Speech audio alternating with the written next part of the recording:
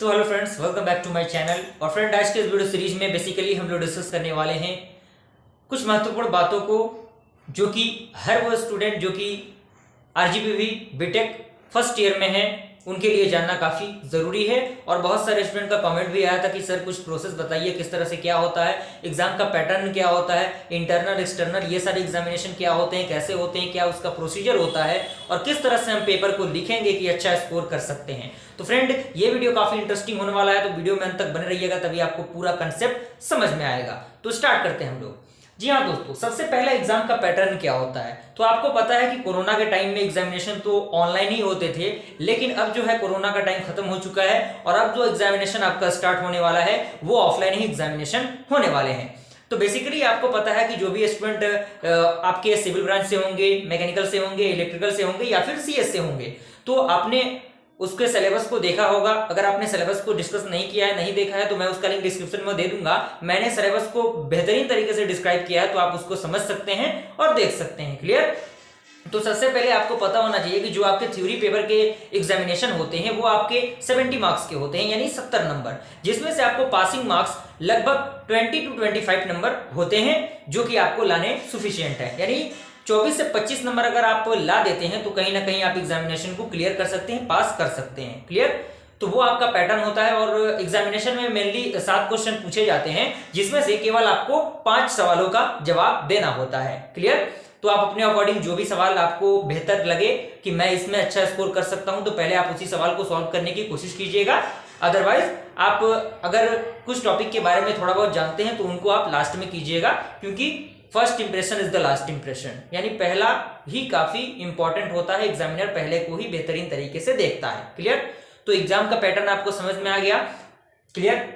उसके बाद आपका है वाइवा पैटर्न। जी हाँ दोस्तों, वाइवा प्रैक्टिकल किस तरह से होता है, तो आपको पता होना चाहिए जो आपके वाइवा एग्जामिनेशन होते हैं वो आपके एक्सटर्नल लेते हैं, यानी जो बाहर से, यानी यूनिवर्सिटी की तरफ से जो मेंबर आते हैं, जो अलॉट किए जाते हैं आपके कॉलेज में। प्रैक्टिकल का एग्जाम आप जब देंगे, आपका जो सबमिशन होगा फाइल का, वो सारी चीजें होंगी और उसके अकॉर्डिंग वो आपसे कुछ सवाल पूछेंगे। हो सकता है वो अपने से सवाल पूछें या फिर वो ऐसा बोलें कि बेटा आप क्या पढ़ के आए हैं, तो आप अपने अकॉर्डिंग जिस टॉपिक में आपको बेहतर नॉलेज है आप उस टॉपिक का नाम बता दीजिए और उसके अकॉर्डिंग वो 1-2 क्वेश्चन पूछ लेंगे। दैट मींस क्लियर, यानी कोई बहुत बड़ा इशू नहीं है। मेन इशू है आपका थ्योरी पार्ट, यानी अगर थ्योरी पार्ट को आप कर लेते हैं तो प्रैक्टिकल में बस आप प्रेजेंट भी हो जाते हैं ना, तो कहीं ना कहीं आप पास कर जाइएगा। तो वाइवा के लिए आपको परेशान नहीं होना है, वाइवा प्रैक्टिकल के लिए आपको परेशान नहीं होना है, बस प्रेजेंट होना जरूरी है। क्लियर? आपको थ्योरी पे ध्यान देना है। यहां तक क्लियर हुआ सेकंड पॉइंट तक। थर्ड पॉइंट है आपका internal exam, mid semester exam या फिर पीयूटी एग्जाम क्या होता है। तो बेसिकली इंटरनल एग्जाम वैसे एग्जाम होते हैं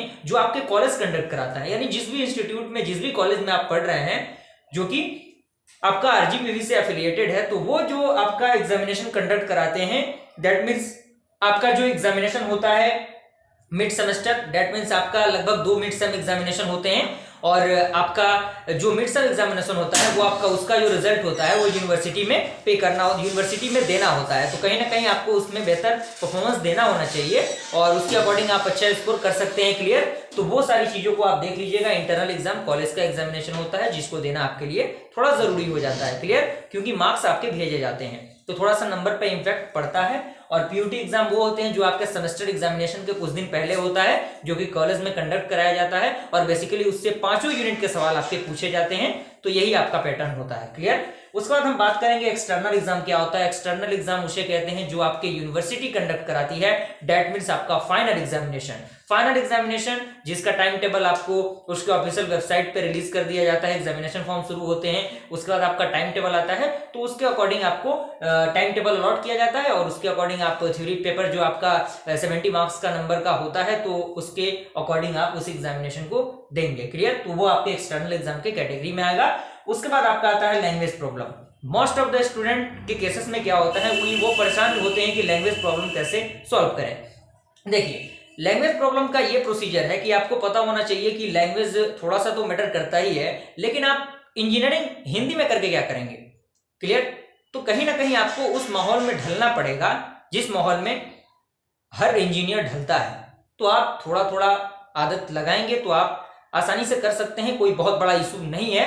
क्योंकि अगर हम लोगों की मैं बात करूं तो हम लोगों ने भी जब शुरू किया था तो कहीं ना कहीं हम लोगों को थोड़ा सा दिक्कतों का सामना करना पड़ गया था, लेकिन अब क्या है कि आदत हो गया है। आपको इतने ज्यादा प्रैक्टिकल, इतने ज्यादा असाइनमेंट दे दिए जाएंगे कि आप लैंग्वेज की प्रॉब्लम को भूल जाएंगे। क्लियर?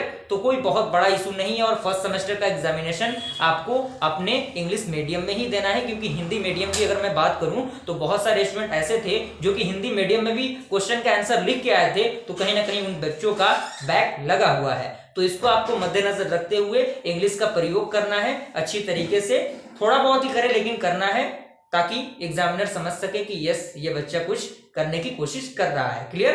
तो आई होप ये सारी बातें आपको समझ में आई होंगी। क्लियर? तो बहुत ही जल्द हम लोग स्टार्ट करने वाले हैं अपने वीडियो सीरीज को, जो कि इंपॉर्टेंट क्वेश्चन का वीडियो सीरीज होगा, जो कि हर सब्जेक्ट के रिगार्डिंग यूनिट वाइज मैं आपको प्रोवाइड करूंगा। तो ज्यादा से ज्यादा इस वीडियो को शेयर कीजिए, ताकि हर वो बच्चा जो आरजीपी यूनिवर्सिटी से जुड़ा हुआ है उन तक ये वीडियो पहुंच सके और उन्हें कोई भी दिक्कतों का सामना ना करना पड़े। मिलते हैं ऐसे इंटरेस्टिंग वीडियो के साथ, तब तक के लिए थैंक यू।